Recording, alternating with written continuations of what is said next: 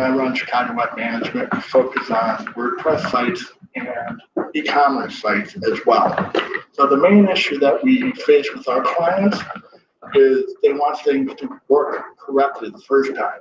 And I found over the years that working with WordPress is simple and straightforward, but there's a lot of moving pieces. And when you add e-commerce, it takes it to another level. So this seminar that we're going to have here, we're going to go through some of the different things that I've encountered with clients. We're going to get as granular as you like or not granular, depending on how in-depth you want to get. But right now, we're just going to keep it at a very high level, get through it, and then we can talk about specific instances that you may have encountered or any questions that you may have about working with e-commerce or WooCommerce specifically within a WordPress. My first slide, we just have the title here. Go ahead. What's not covered in this? We're going to cover online marketing, SEO, programming, Google AdWords, shopping. They're all components that play into the success, but that's not what we're going to worry about tonight. So the first one is most common mistakes we have is the client does not have a realistic expectation of what the website costs, let alone how to maintain it. So quick show of hands, if you've ever worked with anybody who said, I have no money, but I want to make $1 million, right? We've all had that. So then the next question that becomes is, how much does an e-commerce website cost? I'm going to give you the answer, but not right now, okay? But let's go through some of the different red flags that we have to see. The first, of course, is unrealistic expectations of web e-commerce where the client doesn't have the money, or doesn't want to spend the money. The second one is the client gives you a blank check and says, do everything. And if you're not willing to accept that money, run away. These are not clients that you want to be dealing with, because if they can't afford to pay you to do everything, it's a lose-lose for you. But if they can't afford to have you do everything, then great. Those are the kind of clients you want to go after. But that is 1 in 1,000 that'll ever happen.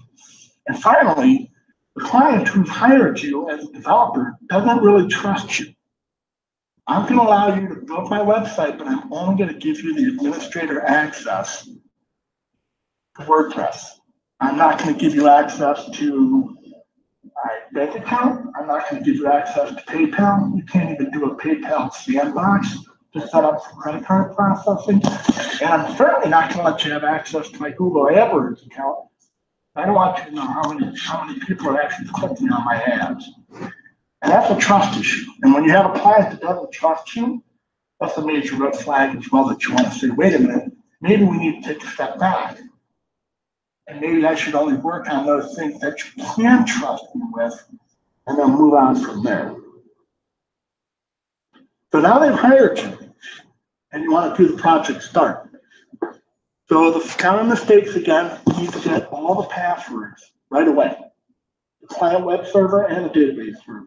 But we don't know that. Get it. If you don't have it, get access to where their host is and make that happen. If you don't have that information, you're working blind. If you only have a WordPress admin access, that's not enough.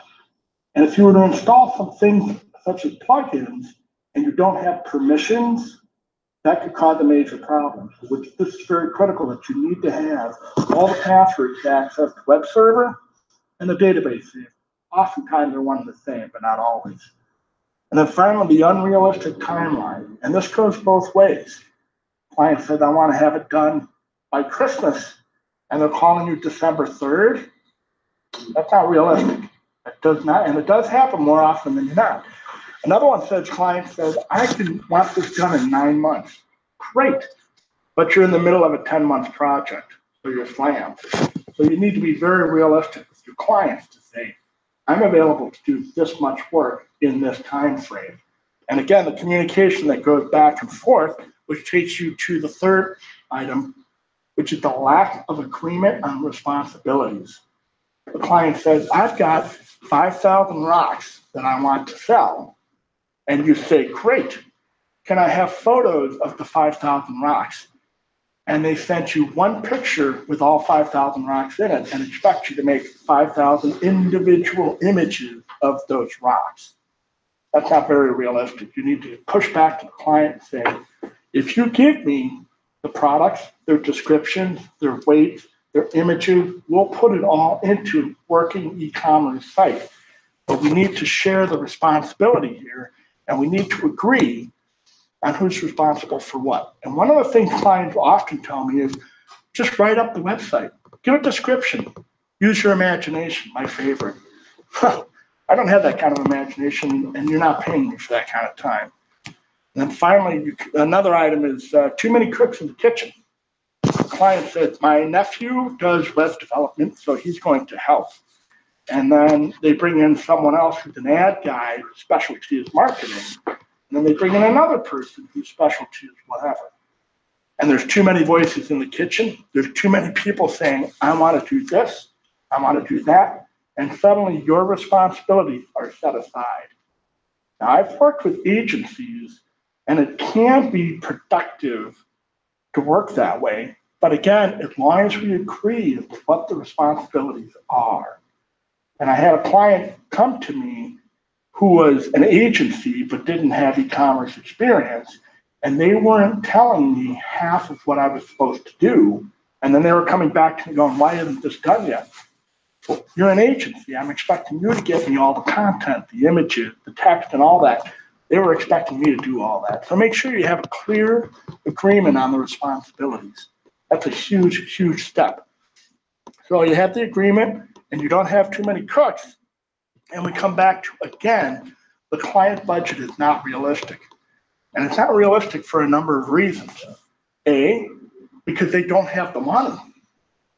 Or B, they don't trust this e-commerce process is going to make them the money. So they're not willing to spend the funds on it. And finally, the last one is they think you're ripping them off. $100 an hour, that's crazy. WordPress is free. WooCommerce is free. Why am I paying you for this? Well, it's your job as a developer to explain to them why these things are important and why these costs have to be brought through. But take a step back and walk them through some of the things you have to do before you even create a website. So we looked at some of the steps we go through before we even develop it. We have forms, such as contact forms, newsletter email, sign up for a newsletter. Who's going to get it? Are they an existing store? Do they have a client list, customer? Oh, they do? Do they want this to be imported into the database? Or do they want to start fresh? Do they have products they want to have imported? I don't know. So you need to answer all these questions before you can even get started.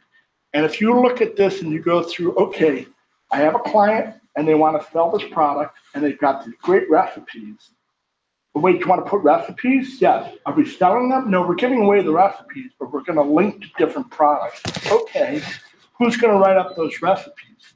All of these items pertain to non-product specific pages. So for instance, I have a client who sells product in individual stores.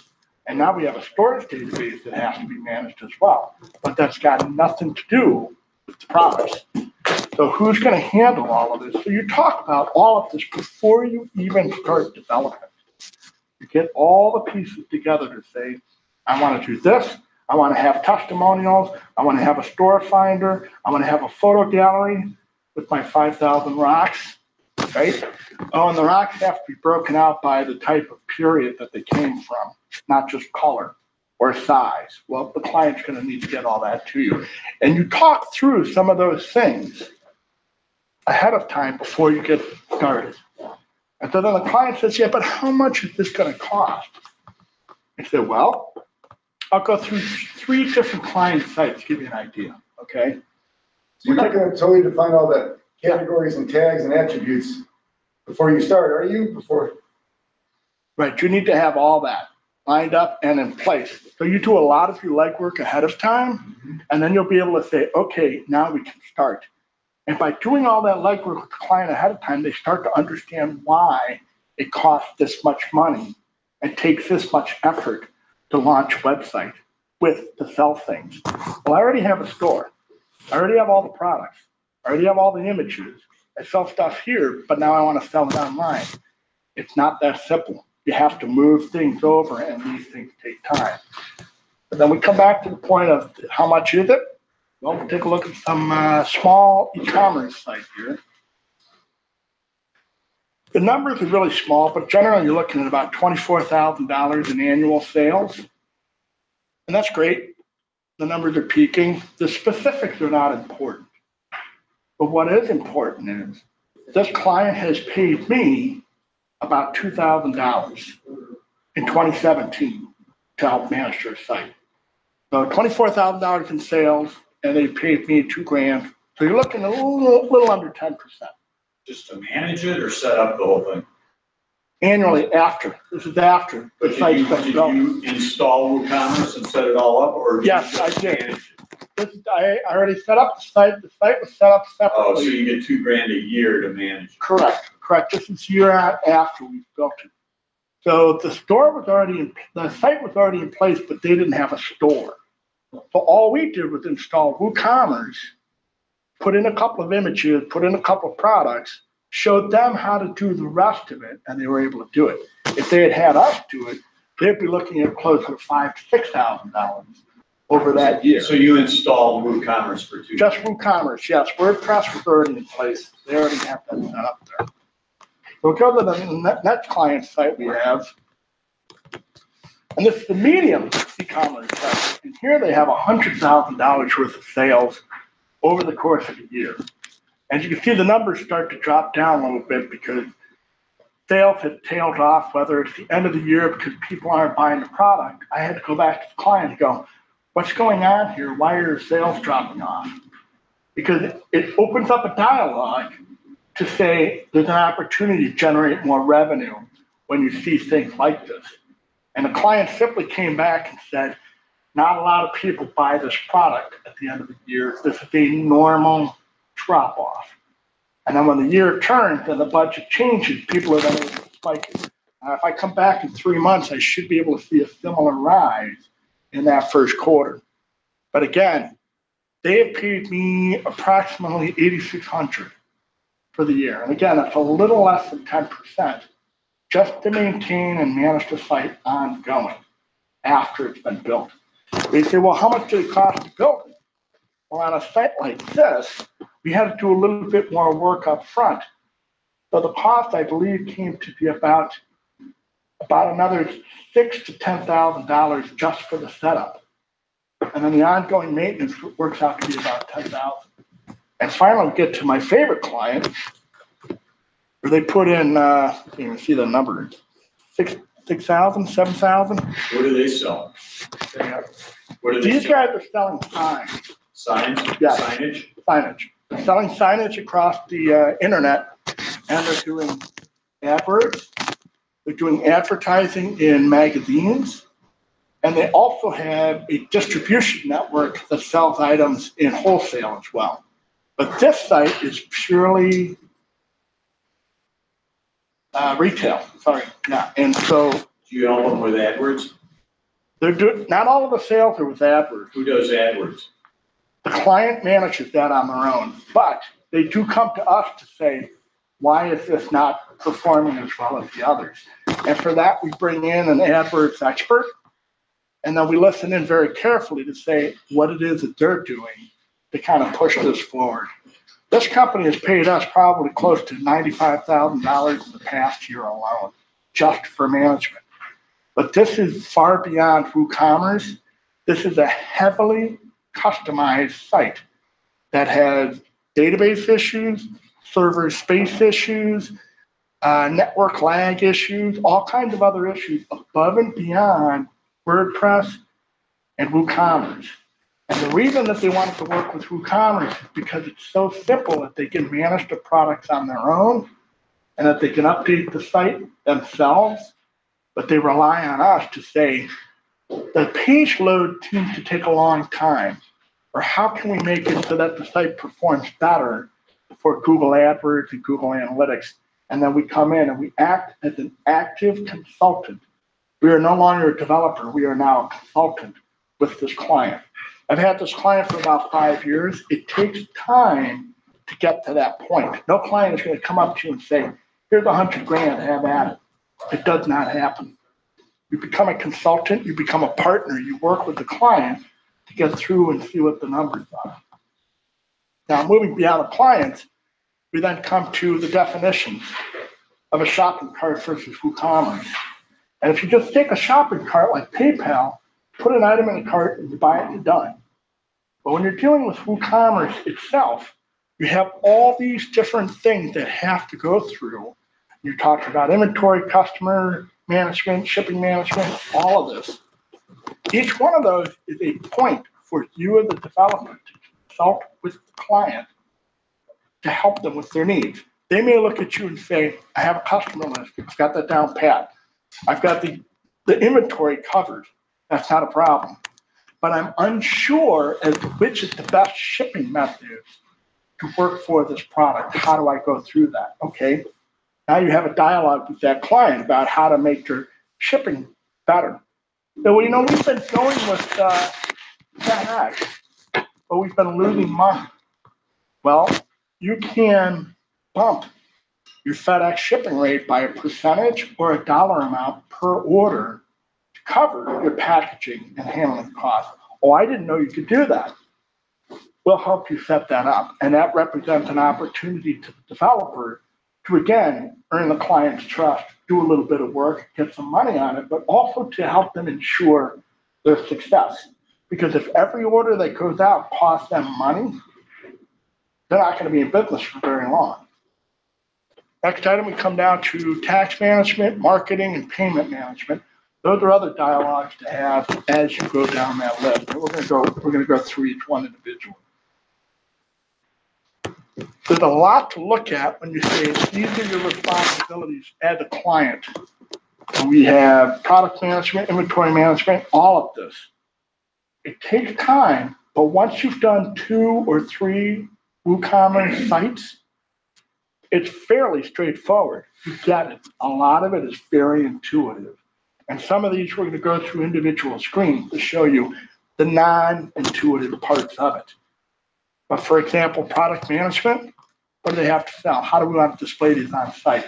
I have a client that has 35 different stages that they rent out for concerts, and he insists on putting all of them on his homepage with enormous image files.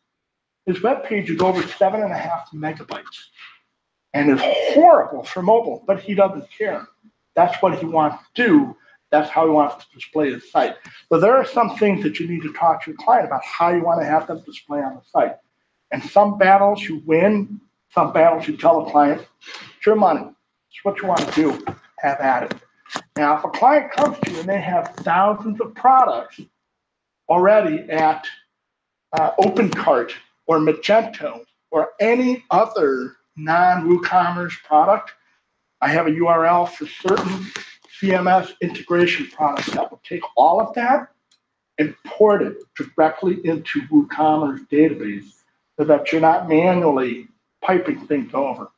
Very handy tool, and you pay by the amount of products, by the amount of sophistication. If it's 75,000 products and it's just a price, it's going to be a lot cheaper than 75,000 products that have a weight, 5 images, a price, and 2 different tax rates. So take a look at that, and you'll be able to get a price to the client, say, here's how much it's going to pay. This is the URL? Yeah, app.shopping-cart-migration.com is the URL for it. How does that compare to cart to cart? Cart to cart, same idea. Similar concept. I mean, you can Google it back and forth, see how they do.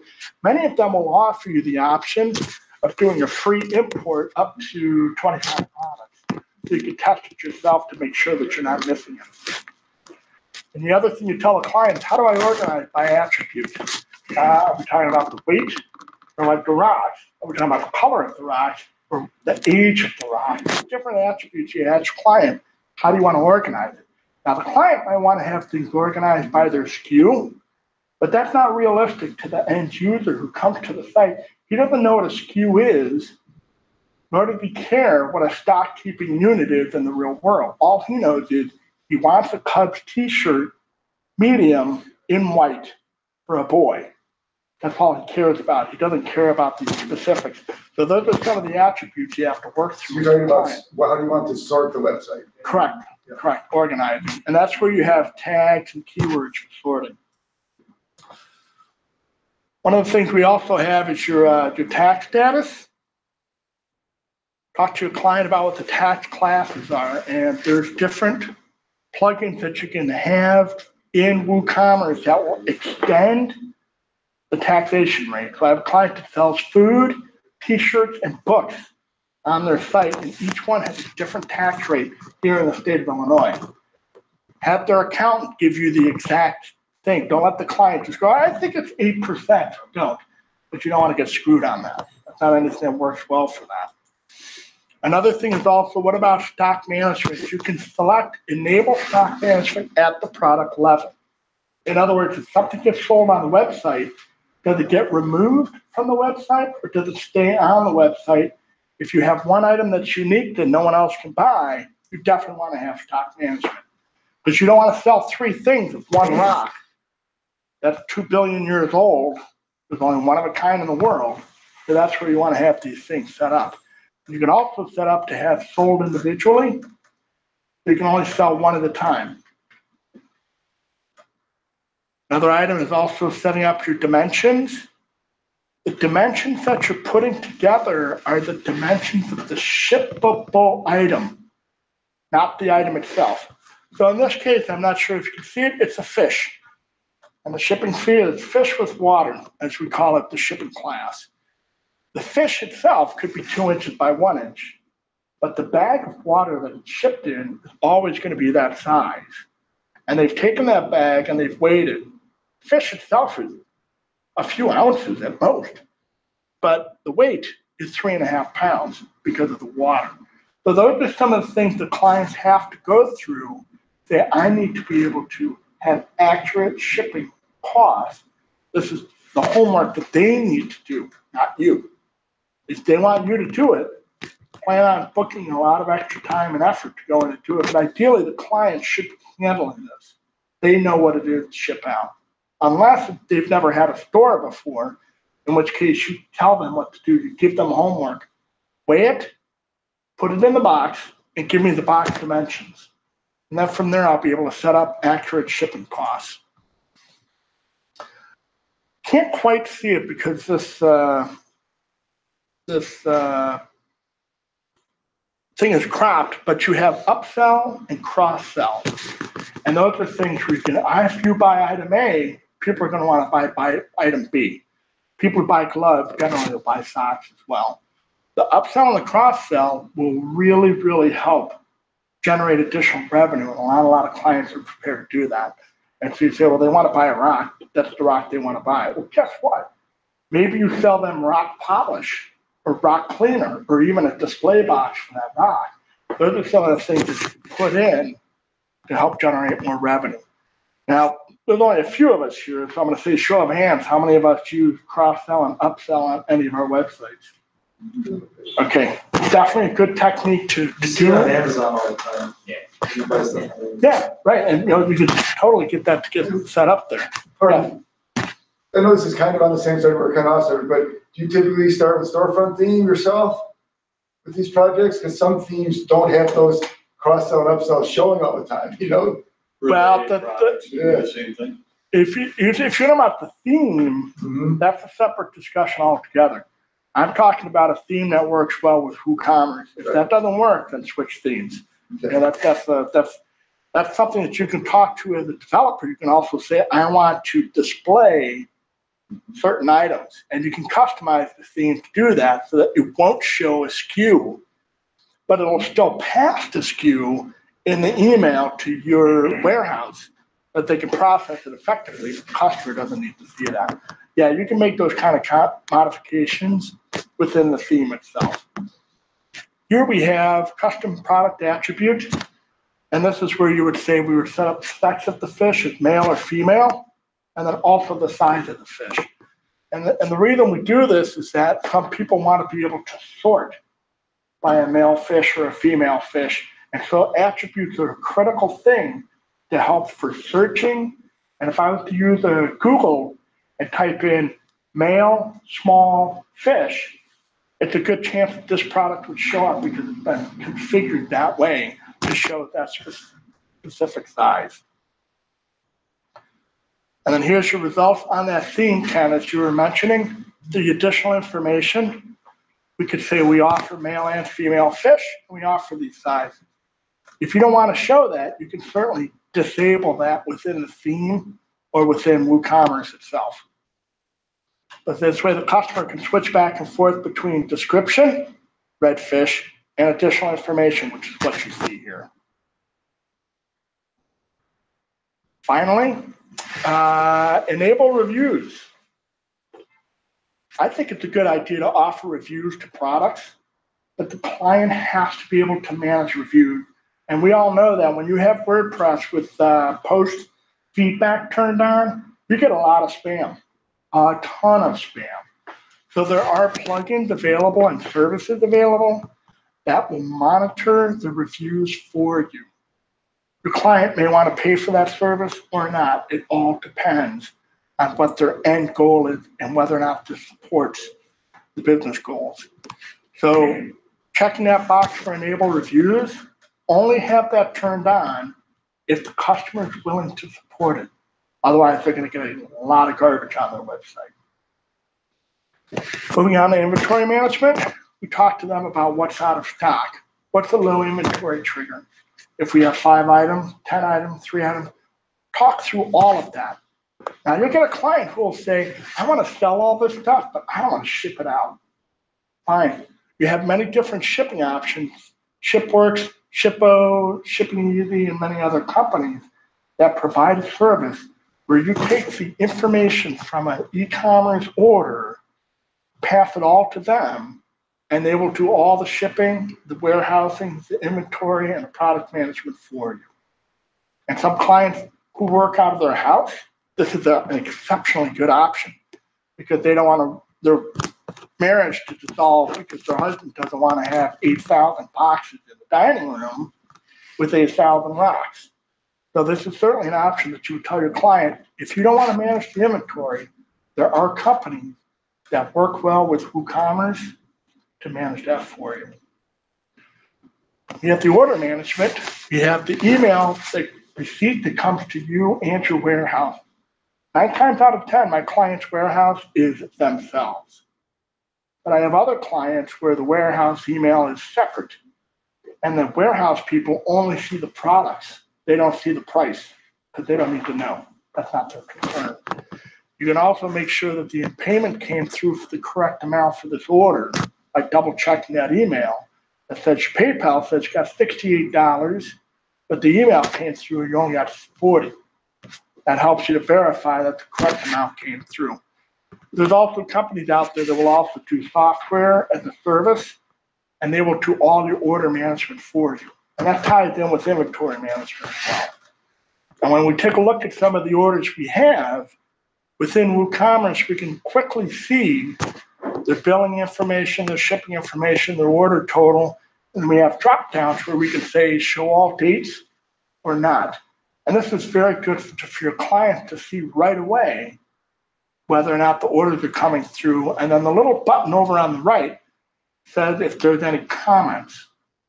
Someone typed in birthday present, wrap it in blue or whatever. So they can quickly scan that information over here on the right and say, oh, this is green. I need to see what this is. I'll get this order that comes through. Where did that go? We can then take a look at the billing details and the shipping details. You cannot see this here, but we also have the IP address showing through there. And IP address is critical because if you get a lot of fake accounts through fraudulent credit card information, they will place the order, you'll collect $100, and then they will request a refund. That $100 comes out of your bank account, but that $100 that they got you never shows up.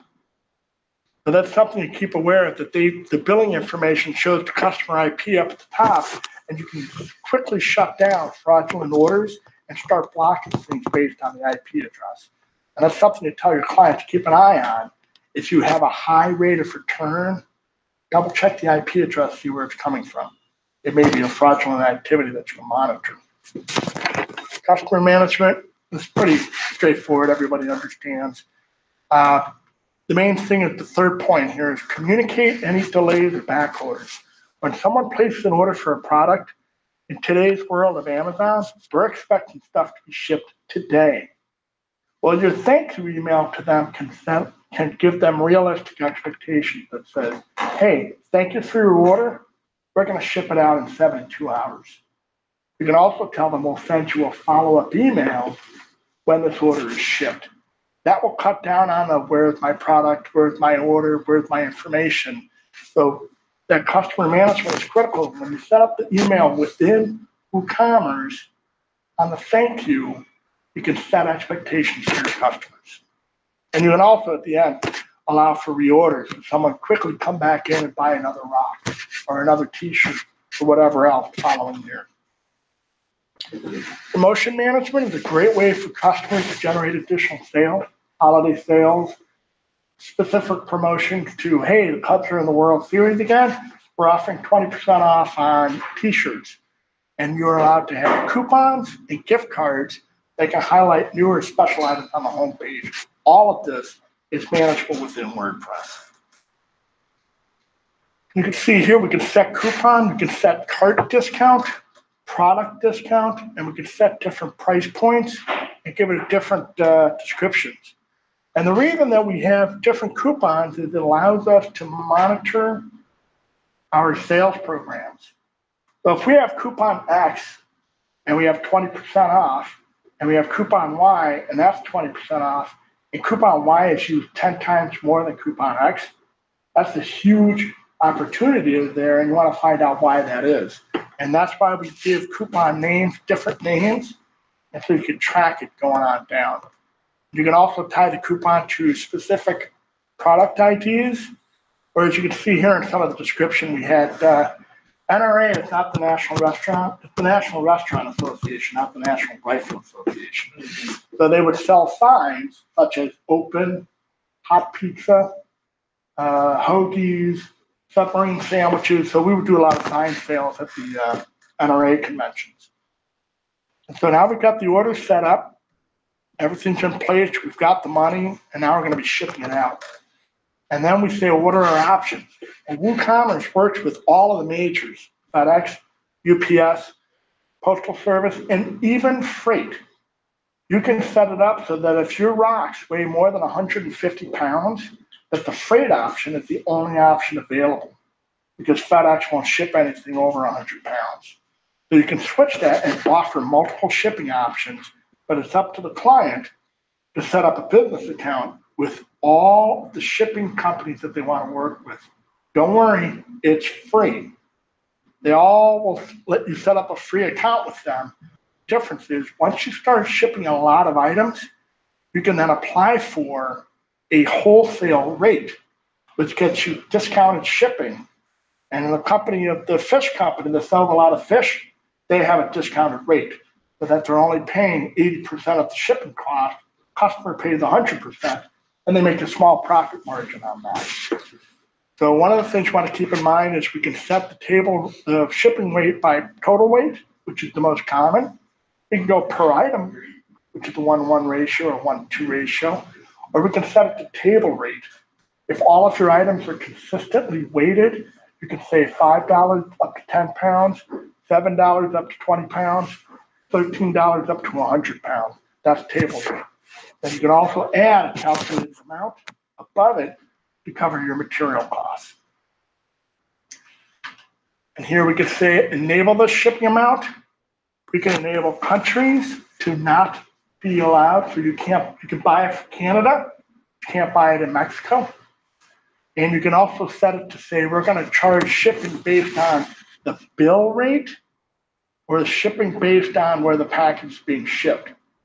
Now, ideally, 99% of the time, the shipping is going to be charged based on where it's going. And the same way with the tax rates. Tax rate is the person who's paying for it is taxed. But again, talk to your accountant about that. And that ties into the shipping, because you may wind up having to pay tax on shipping as well. Talk to your accountant about that kind of information. Now down here at the bottom, you'll see 3 values there. You're going to see the values from your developer key. The client can give that to you.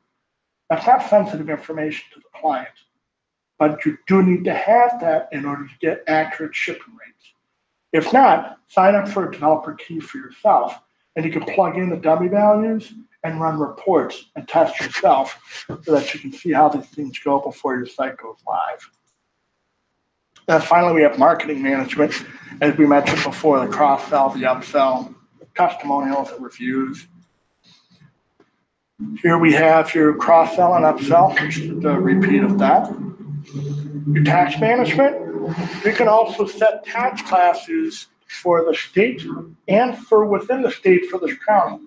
And we all know that we all live here in Cook County. Cook County has a separate tax rate above and beyond the state of Illinois. So make sure you talk to your bookkeeper and accountant about getting those values put in correctly for your client's site based on where the items are being shipped from and whether or not as taxes applicable to shipping. Do we charge tax on shipping or not? Find out. Get back to a repeat of the direct email from the store to customers, setting expectations. And then what about returns? Is there a warranty? In order to have an e-commerce site that takes credit card information, you must post return information and warranty information. They have to be easily found on the home page, preferably down in the footer. And they should be ideally separate pages. So don't just put warranty and return on one. Break them out separately. Next, we have the feedback and reviews. Now, once this is done, your site is up, you've made sales, you can then send an email from within WordPress to customers who bought from you, directly from within WooCommerce. And you can then send them, hey, I want you to come back with a coupon. But that's a very limited ability. You're ideally better off going with a MailChimp or Constant Contact that has the ability to export all of your order details or only the name and email details to Constant Contact, that you can then come back to them and say, hey, we noticed that you bought 3 rocks in 2016 and no rocks in 2017. Why don't you come on back? Here's 20% off coupon, and you can get that rock. And then finally, we have testimonials as well. Of course, we have legal compliance.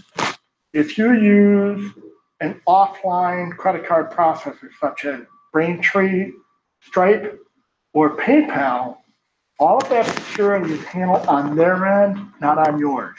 You're not storing credit card information. You're only storing customer information and order information. Also look through all the legal documentation that has to be drafted. This is all for the customer, not necessarily for you as a developer, but it's always good to know this, that you can tell your customer this is what you want to do. And finally, before the site goes live, you can set it up to be anywhere you want on your server or even on the client site / some specific URL. And you can also do orders with a check instead of a credit card, just for testing, just to make sure it comes through. But if you want to really test credit cards, you can also give them a coupon that's 98% off. Because I've done a bunch of these tests for my client where I've sold $300 items with 98% off and $2.50 or whatever. At the end of the month, the client refunds my money, but it also helps the client understand how to refund the product through WooCommerce as well.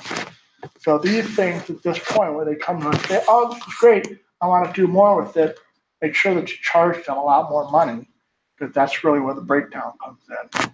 So to reiterate, 1, 2, 3, and then finally, the check site functions in all different PCs, iPhones, tablets. We did have one where we had a client who had to add the cart button was not on screen because CSS had it at -1,000 pixels and pushed it off screen and we couldn't find it anyway, which is why we had sales coming in from laptops, but none from mobile. So one of the things to keep an eye on is go through that. And then ongoing support, we have backups. We have plugins must be kept up to date, which I'm sure Chris can say is a security risk if you don't. Otherwise, make sure your content is updated as products. Updated content and products is actually good for Google because Google will rank your site higher with fresher content. So even if you just add a couple words to the description, it still counts as an updated page. And then finally, you want to make sure that you have quarterly review of sales analytics. What that does is that gives you an opportunity to call your client and say, hey, let's talk. How are your sales doing? Are they meeting expectations? Are there any blind spots? Has the girl who managed your office quit? Does anybody else need training? All of these things can help you as a developer maintain a good relationship with your client ongoing. So the common mistake is to say post-delivery, the site's up, client says I'm broke, I can't pay anymore. Well, just say, look, expect to pay 10 to 15% of gross sales ongoing if you want to keep this site going. It's a high cost to pay, but it allows them to make sure that they can focus on what they do best, running their store, what you do best, helping them generate sales and make success. And if the client doesn't have time to ability to, I can't do this, I'm too busy, I'm traveling, I've gone through a divorce, my wife hates me, whatever, that's a huge problem because suddenly your client now has a website that doesn't have the necessary support that it needs to keep up. It's not just WooCommerce is exceptionally automated, but it still needs to have eyes on the ground, looking at it, updating it, and keeping up to date on things. If the client can't do this, this is where we come up with the maintenance contract. And we all can hire people from overseas at pennies on the dollar for very basic maintenance, while we stick to the heavier lifting of making sure that we can do things the way we're supposed to and make sure that the client's happy. And that's basically it. There's really not much else that you need to talk to the client about. Say, hey, you do all these things and you're going to avoid 99% of the problems that have happened with client websites. And that's it. That's all I've got for today. Any questions? What payment gateways are they using mostly with WooCommerce? Payment gateway? Payment gateway, I was using Blue Pay. I don't even use them anymore. I use Stripe now. I use Stripe. I really like it a lot. It's super easy to set up, and it's got exceptional tech support. And if your client says, well, I don't know who to go with, your client can go through their business bank if necessary, or you could just say, I'll help you set up, or you can go through the worksheet. So one of the things I offer, I have a worksheet where you can say, if you have this for the client, fill this out. And this is the name of your store, the store address. They fill all this out, and you can use that as a template to pre-populate the store. They say, okay, that's great, I already got this, but now I'll do e-commerce. Then you give them the merchant payment worksheet. And the merchant payment worksheet has all this super sensitive information, their social security number, their date of birth. And again, if your client doesn't trust you, give them this worksheet, tell them to fill it out, and then they could go to any credit card processor or Stripe and sit down and fill all that out because they're all going to ask you the same questions. And the reason they do all this, they get all this information ahead of time, is because that's what determines the processing rate. They will charge you X percent per transaction, but the more you sell and the better your credit rating, the lower your transactional cost. So those are some of the worksheets that we offer that you can, let me know if you want, I'll email them to you. But give to clients, say, here, this is some of the things we'd like to do. You had mentioned, I think in a previous presentation, that offer multiple payment options. So PayPal and Stripe. Yes. And you can still do that. We still have clients where you go to checkout, they have the ability to pay through PayPal, or they can pay by credit card, which still goes through the PayPal gateway. But the thing that we like the most for sales is keeping the customer on the site rather than shipping them off to some other location, which is very unnerving to some people. Also, Yeah, there's, Chris. depending on how you set it up, there's some security issues that could impact PCI compliance, Correct. but also the security around the credit card. So, and different developers may do it differently for ease of use, but it's an incorrect method to do it. Yeah, you definitely want to make sure that that when you do credit card process on the site, on the server, that it's PCI compliant, it's secure, there your SSL certificates in place, and there's no spoofing of any kind. And we can have an entire There's meetup a about whole security. presentation that we could do around security. And we can't do a presentation on security. I think that would be a good thing to do as well. But this is it. Those are your common mistakes. You avoid all that, and you'll be doing okay. I'm not rolling in dough, but I'm doing okay. You know what I mean? So The logo. It's definitely the logo. logo's great. The logo's key. Dave Rodman did the logo for me, by the way. Years ago. It was. I didn't even know you were still using it. Yeah. I'm not paying any fees on that either. No royalties? No royalties. Well, I'll buy you a drink. Oh, we kind of talked about clients here. How often do clients, you set up a separate website for them just for their shop? Correct. Is that what you often do, or are you often integrated into the WordPress, or half and half, or? It depends on the nature of the client. Some clients have a site already built, and in which case we come in and install WooCommerce to it. Mm-hmm. Other clients have a site and they want to use WordPress separately. And in that case, we will then install it in a /shop directory.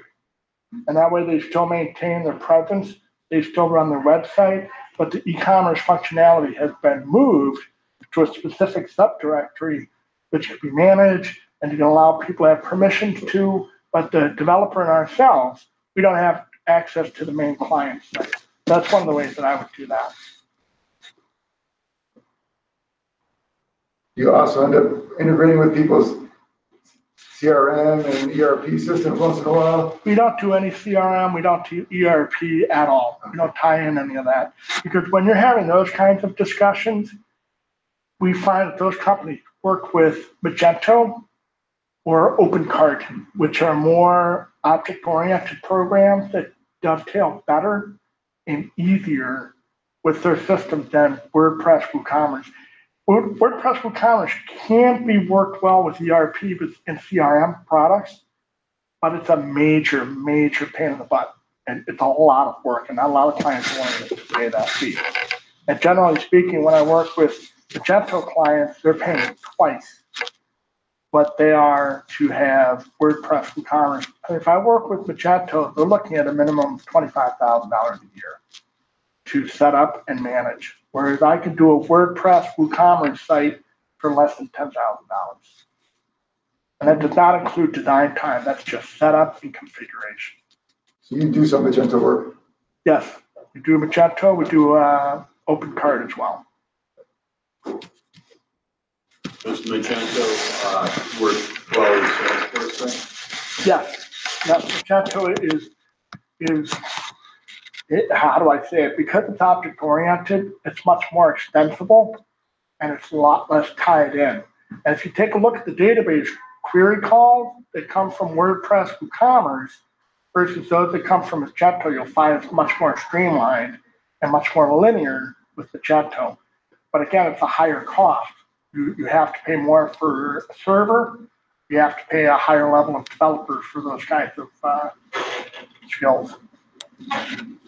Do you find a lot of clients using affiliate sales or outside dropshipping type of services? Affiliate sales? Yeah. No. The clients that I work with generally don't do affiliate marketing at all. We've tried it twice with 2 clients. It became a nightmare.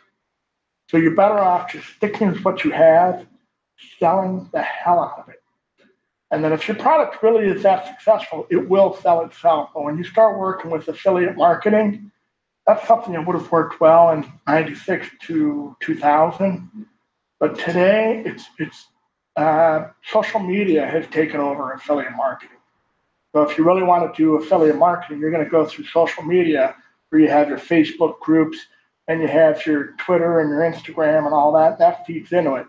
But as far as a pure play, using affiliate marketing, that's not anything I have any experience with, and not any level of success. I guess I also kind of then, there's affiliate and, drop shipping sales too. Where you sell products that are on other sites or, Amazon products. Yeah, that's another conversation for a topic, different day, Yeah. absolutely. You guys have been great. Yes, question? Yeah, when you use the example of the fish, the red fish, Yeah. what's the description? Is that description, is there any way to like automate it based on some of the other, like auto-populate it based on other data that you're doing? Or is that something? You can, so you can take, so there's software out there that will allow you to take values that are given in XYZ and extrapolate it to another thing down to it. There's software like Sublime Text, which allows you to select specific text, and it can select all examples of it, and then you can expand on it. So it's like a text expander. You would then select red fish in the entire document. Like, let's say there's 57 examples of it, right? Type in red fish, it will select all of it.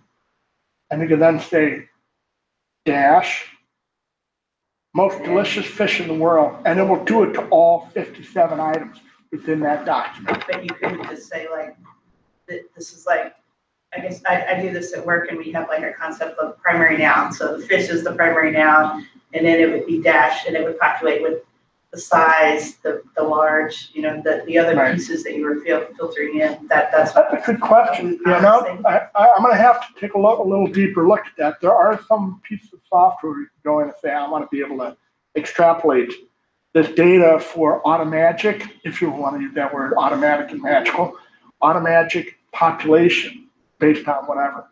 And if you know regular expressions, where the ability to take a certain piece of code, and if it matches another one to do it, then yeah, you can use that within WooCommerce, within WordPress. Actually, anything you use the database, you can do this to tie that in. But that's not a mistake. That's actually a good thing to do, which is, Tony's discussion is about common mistakes. So that's actually a bonus if you pull that off. I'm just asking as somebody that wasn't familiar with WooCommerce at all, but Yeah. it's pretty simple. Well, thank you. Thank you.